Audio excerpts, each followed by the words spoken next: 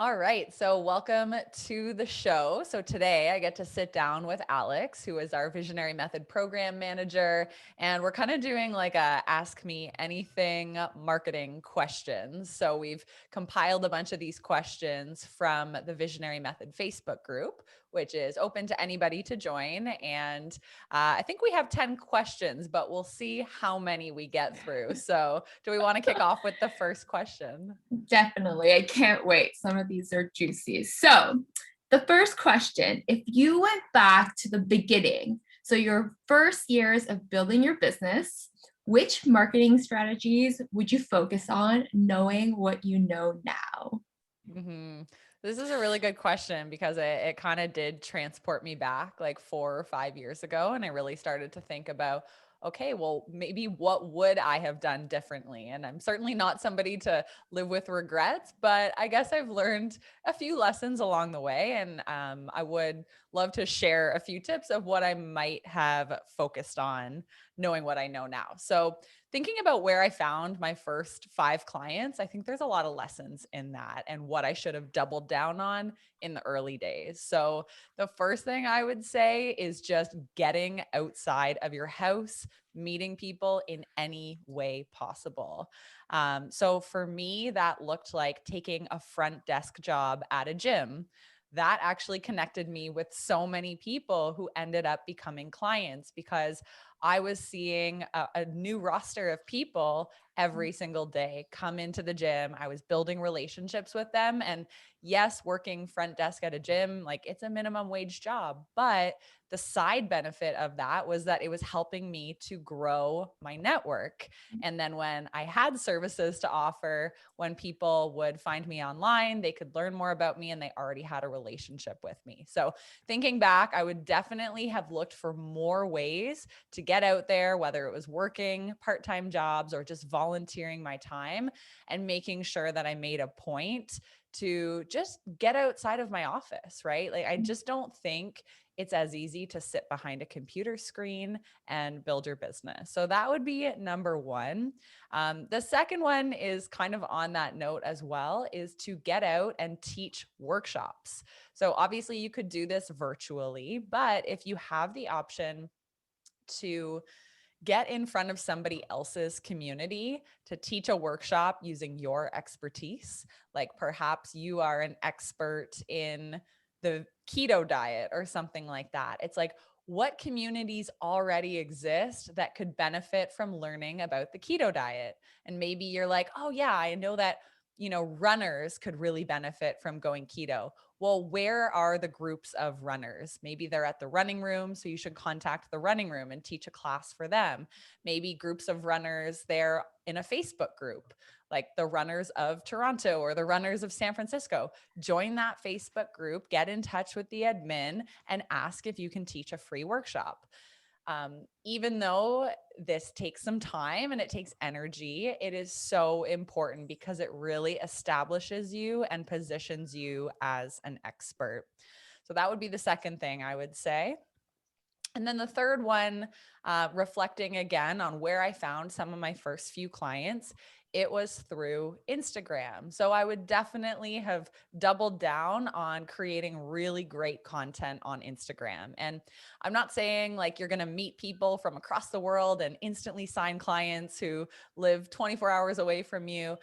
For me, how I used it and how it worked at the time and how I would have maybe improved my strategy is using it to actually connect with people in your local community. So, finding people who also live in your neighborhood, finding people who also follow the local health food store, starting conversation with somebody who just posted a story of them walking on the water where you live. Like, it sounds kind of mundane and kind of creepy, but Instagram is such an easy way to meet 5 or 10 new friends every single day, and to get into conversation with them, to learn about what their wants and dreams and needs are in life. And through those one-on-one conversations, it often led to people asking, oh, hey, could you help me with my social media strategy? Or, oh, hey, could you help me with this task? Because they saw that that was what I did for work.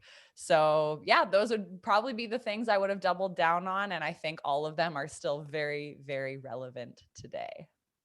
Yeah. So what I picked up from that for people is really finding out like where is your community hanging out and really, really focusing on spending your time there.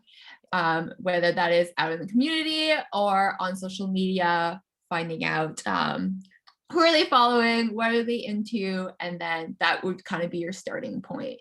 That's what I Yeah, kind of picked up from you. 100%. And I love that. Like really getting your mind in the frame of where are they already spending their time and Exactly. then showing up there. So, So awesome. Thank you. Okay. So our second question is, do you have any recommendations for someone starting to build their network from scratch in a new city?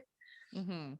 I loved that you added this question to the document because it's something that I'm doing right now. So I've told most people that about 6 months ago, Dave and I moved from Toronto to a smaller town.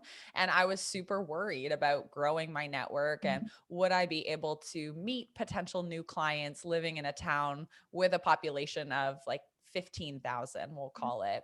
And I'm happy to say that, like, I really do believe it is possible to grow a very solid network, both for personal interest and professional interest, even if you live in a small town. So, a few of the things that I would suggest, and I do want to caveat this by saying, even if you live in a big city right now and you still need to grow your network, these tips can work for you too. So, anyone who's trying to grow their network, these would be applicable. So, number one, sounds silly, join your local Facebook groups. I know we all roll our eyes when we think about Facebook and we're all like, oh, like that's where my mom hangs out and posts all the memes and whatnot.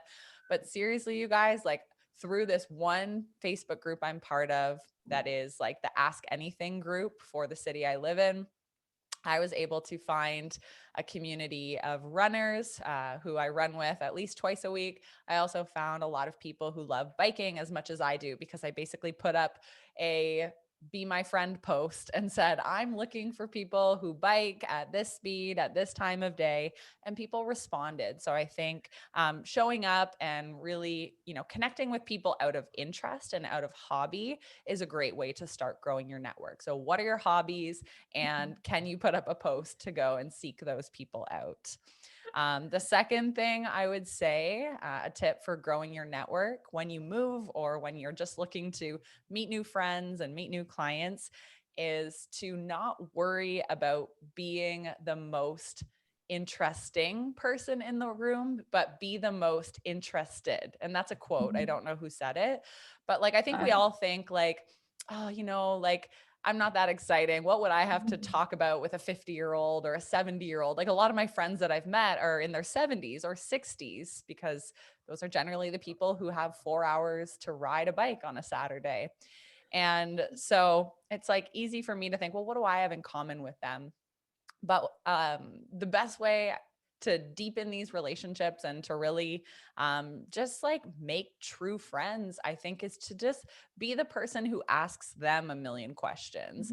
Be the one to be so curious about their entire life story and be the most interested person because everybody likes to talk about themselves.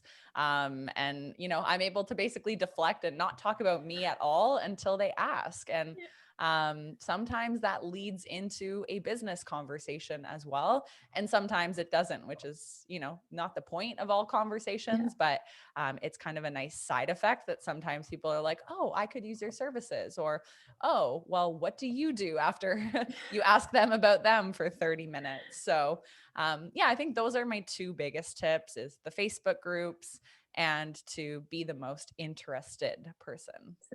I love those. And I will say from experience, from someone who's potentially moving to a new city, I have reached out to local Facebook groups just to kind of start building a network in a new city. So from someone that has done it, guys, it really does work. So get out there, and Facebook groups are still alive, I'm here to say. They are. And kind of before we move on that topic, I was running with one of my new Facebook friends this morning, and she was like, I did feel so silly and so weird she's like a 38-year-old adult. She's like, I felt weird putting up a post being like, does anybody want to run with me? Yeah.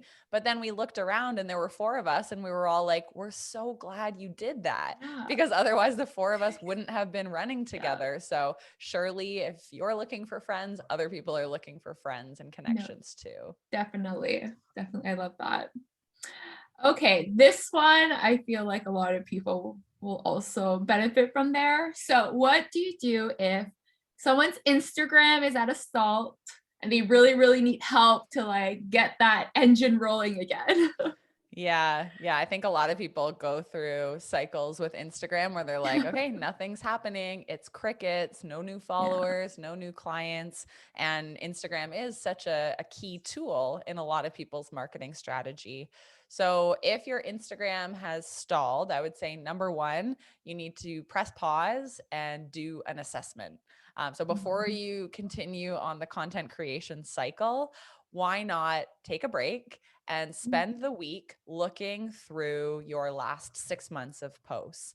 And what you should do is pick out your top 3 or top 5 performing posts. So, which posts got the most comments? And you can easily find this out just by going onto your desktop and just hovering over all of the different images you've posted and seeing how many comments each one got. So, when you see one that has 12 comments, star that one, right? Make a note of that. Or when you look at the likes, you can hover over all of the different images off your desktop and see all the different likes. So you got 40 likes on one post, and then you got 240 on another post. So, of course, you're going to star the one with 240 likes.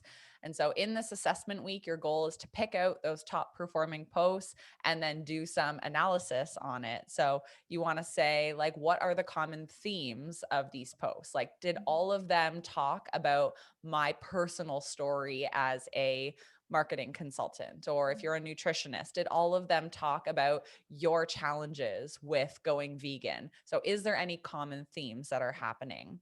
Or maybe you realize every post that did well had a hand in it, instead of just a plate of food, like bringing that humanization element. And I say that example because I did realize that while working on somebody's social media strategy, all of their top performing posts had hands holding the food rather than just a photo of the food. And that was a really good observation that we made, that people always like engage more when there's that arm or hand in the photo. Awesome. So you're reflecting on what the common themes are. You also want to look at the image itself. Like, is it a really bright image? Did it feature a person looking at the camera? Did it feature two people, which always performs better than one person? And then you also want to look at the caption too. So, was your caption really short and succinct most times that you got a lot of hits? Or was it really long and went deep? Because everybody's content strategy is going to look different. So for some people, having just like a little joke as a caption, that's going to perform really well. So you want to see what those common themes are. So that would be my first tip if your Instagram growth has stalled. Second, I would say reflecting on, there's a YouTuber and a social media coach named Nicole Arbor that I was introduced to about a year ago. And I watched her speak at a conference, and she was telling us like the top 10 truths of social media. And one of her truths was that nobody has to pay attention to your content. So make good shit. And I was like, oh yeah. So for all the times I've complained, I'm not getting that much engagement, or, why didn't people respond to my most recent post that I poured my heart and soul into? They don't have to pay attention, right? Make Yeah. better stuff and you'll get better engagement. And I know that's kind of a hard reality, but in a world where there's so much content, like we could literally open any social media app and see 4,000 posts if we wanted. It's really only the good stuff that tends to stand out and to perform well. So that's the stuff that's different, that's better, that's controversial, that is, topical and talks about current events or issues. And so, yeah, my second kind of tip, if your Instagram growth has stalled, is to really focus on making better content and delivering what it Mhm. is that your audience wants. I like to add one thing because I think sometimes people forget this is also just asking your community, getting their feedback, whether it's asking them on stories, do you prefer long form content to short form content? Do you prefer audio or just a Mm, picture? Do you like this topic or this topic, right? Really like asking your community that's supporting you what they want to see is also like something that people forget to do. mhm. And I've done that before in the past, and people really do like to know that you value their opinion. So it really So does true. increase the engagement as well. Yeah, I love that tip. And you're right. I think sometimes we can stir about it inside our own Mhm. heads for so long when all you need to do is ask and see what everybody else wants from you rather than trying to guess it on your own. Exactly. Perfect. Okay. This one also, I feel like a lot of people may be struggling with. So, Yeah. how do you create captivating and attention grabbing content? And what tips can you share that have been really working for you? hmm So I'm going to answer this question in a way that is actually just very topical to something that I am reading about and learning about right now. So I'm reading a book. It's called Presence by Amy Cuddy. Have you heard of it? I haven't actually. Yeah, so I kind of honestly, I randomly stumbled upon it at the library, and I've now realized that she has one of the most popular TED Talks on the Oh. internet. So there's, a reason why my little local library has this book, I guess. But in order to create captivating and attention grabbing content, I think that one of the best things that we can all do as business owners is to have a strong presence. And Mhm, this is what Amy is talking about in this book that I am reading, but it's really about what she would define, like what makes up your presence on the internet, which is your enthusiasm for what you mhm, do, your passion, or, your true like it's almost that energy that like glows out of you for my product or mhm. my service is Yeah. really really awesome. And then the third thing is in the confidence that you have. Like, do you believe that you can deliver on the promise that you Mhm, are saying you can deliver on? And in confidence, too, it's like, do you have the proof, the testimonials, and the mhm, case studies to back you up when you say that you're one of the best personal trainers out there? mhm, Because I think those three elements, so enthusiasm, passion, and confidence, they are captivating. Like mhm, we can all think of a moment where we've been in somebody's presence that there's just something about them. It's not that they're the loudest person in the room, but it's usually that they have this like quiet confidence to them. They have this mhm. genuine passion to them, and they have a unique enthusiasm around a Yeah. subject matter that maybe we are not that Mhm, enthused about, but in their presence, we're kind of like, oh, like I want to hear more about what you're saying because you're making me interested in whatever it is that you're talking about.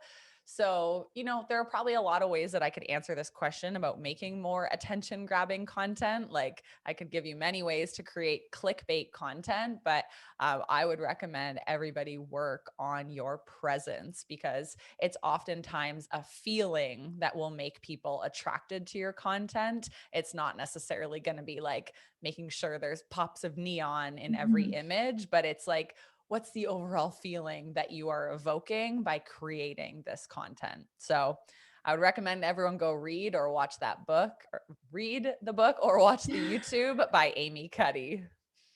That's awesome. I'll definitely check that out. I haven't heard of her, so I look forward in looking at her TED Talk. But I do want to add one thing onto that as well is I feel like if you really, really believe in your product and your service, and you've seen, maybe it's something that you've gone through and you know that this works, I think that passion and will evoke in your presence because you know you have confidence in your product because you know that it works. Mhm. And I think sometimes people just lack that confidence and then it shows, but they deep down know how much that their methodology or their roadmap, they know that they can really help someone because they've lived it. Yeah. So just like remembering that, to have that confidence with your with what you're offering, because that will be able, like your community will be able to tell by the way you talk about it and how you're passionate about it because it's changed your life. It's so, so true. Yeah. Like there's something that changes in your tone of voice when Yes. you believe in your product and you've convinced Mhm. yourself because you've helped enough others. And that comes with time. So if somebody Ex- listening is like, I don't feel that right now, like yeah. keep sharing your message, keep sharing your methodology with people. And as you get more positive results, like that presence does come. And I feel like also for someone that is struggling to talk about it with that confidence, I think the more you talk about it and the more you get that out there and talk about it with strangers or your friends, you build that confidence also. It seems really scary at first, but Yeah. I feel like the more you kind of do it, you gain confidence by doing it, realizing, oh, it wasn't that scary. And then Yeah. your confidence builds off of that as well. Exactly. Yep. I love that. Uh, okay. Question number 5. What would you recommend for individuals who feel like they provide a lot of value to their community, but don't feel like they're selling much or signing any new clients? Okay, so I think this is a lot of people listening because Mhm. they keep hearing this message over and over of like, you just need to give more value, keep giving free value, and eventually the clients will come.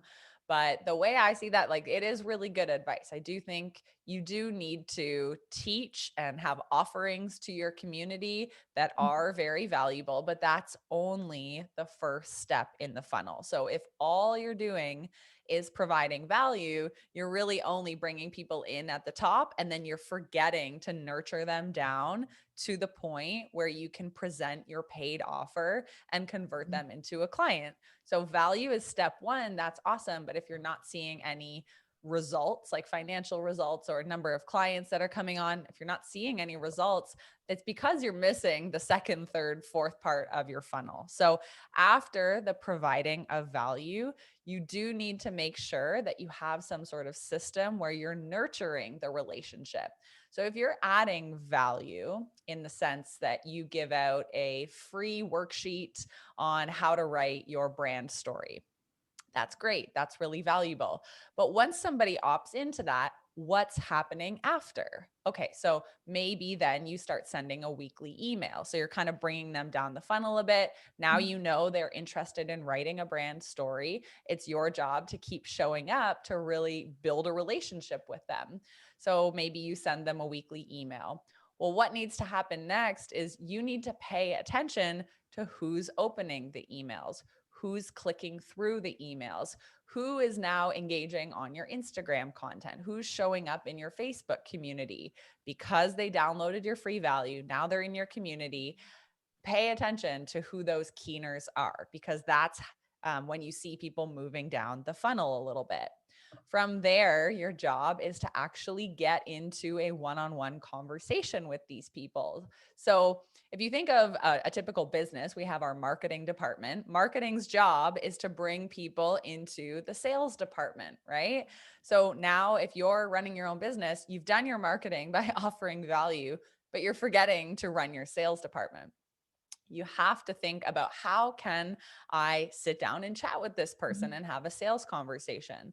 So if you see somebody constantly engaging in your content, then your job is to reach out to them or find a way to invite them into an experience so that you can have a conversation, so that you can learn about their goals and their desires. Do Mhm. they need help writing a brand story? Because maybe that's what you do. So you need to get into that conversation to learn about what they're struggling with. And then is when you have the opportunity to present your paid offer.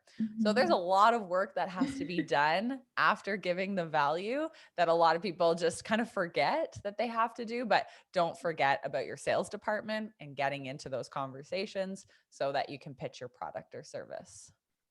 And I think it was you that shared this with me, but it was the life cycle Yeah. of a customer, how it could take someone over a year or 2 years or 3 years to like build that confidence, go through all of that funnel, and then buy from you. So Mm-hmm. for the listeners, just don't get discouraged because they're following you. So they're just starting their life cycle with you.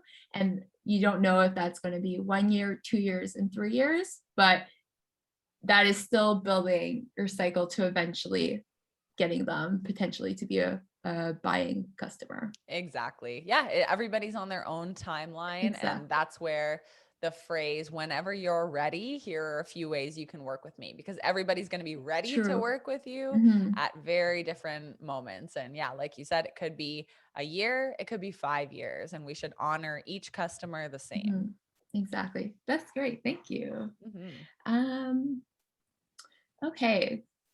Question number 6.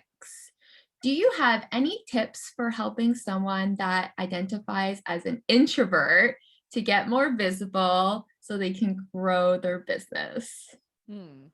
Yeah, I really enjoy this question because, I've gone through phases of definitely identifying Yeah, as an introvert. So, me too. I think, first of all, whoever wrote this question or came to us with this challenge, like, I want to congratulate you for being like self-aware enough to know that this is a character trait that you don't need to be ashamed of. This is just Mhm. something that is part of your DNA, and it is okay to be an introvert and to have a business. You can be very successful being an introvert and having a successful business. So I think, like, similar to how they say the first step in Alcoholics Anonymous is like acknowledgement, or like, Yeah. in Yes, interventions, it's yes. acknowledgement.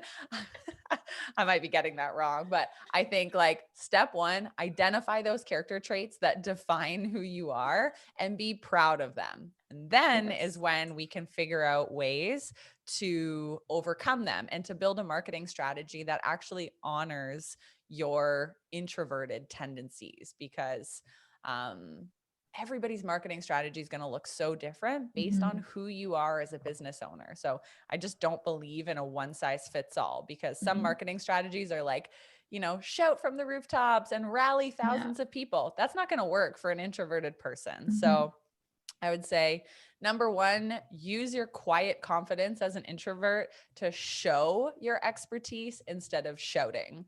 So realize that you don't need to be, yelling from stage in order to make people pay attention to you.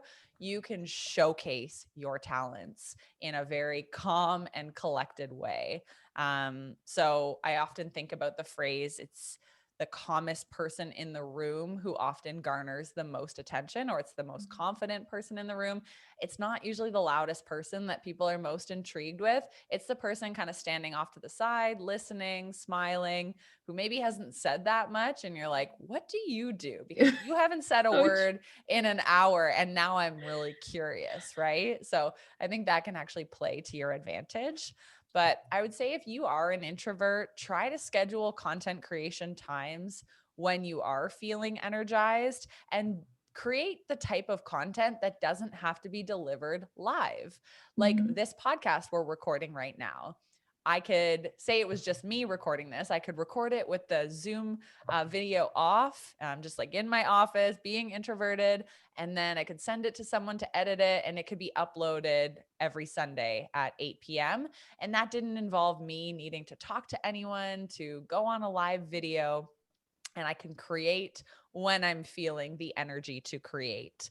Same thing with a YouTube video, right? Like, maybe when you get the energy, you record a batch of YouTube videos and then you release them in spurts.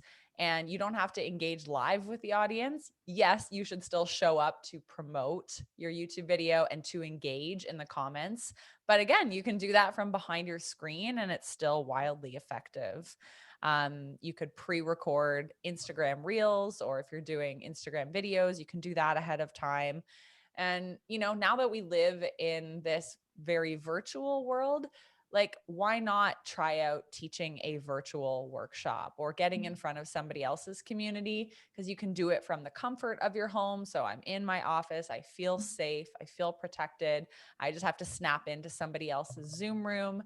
And so if you can kind of find it in you to still be able to do live experiential workshops like that, now that we have the option to do them virtually, I would suggest that as well, just to show face in real time and to bring some humanization to your brand. So I think there's lots of ways to do it. And part of the Marketing Mastery Intensive that we have coming up at the end of May, which we're enrolling for, it's teaching you how to take who you already are and become a marketer, and to build a marketing strategy that really reflects those core values, those core character traits that you already possess, and to actually figure out what they are and to showcase them more in all that you do. Because if you can be yourself in your marketing strategy, it feels so good, and you never have to feel that heaviness of like, oh, I have to create this type of content, because instead you're just becoming more of who you already are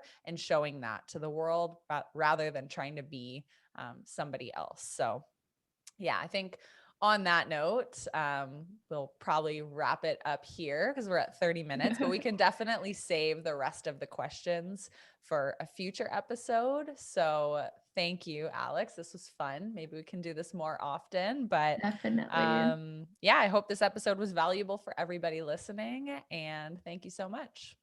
Ciao.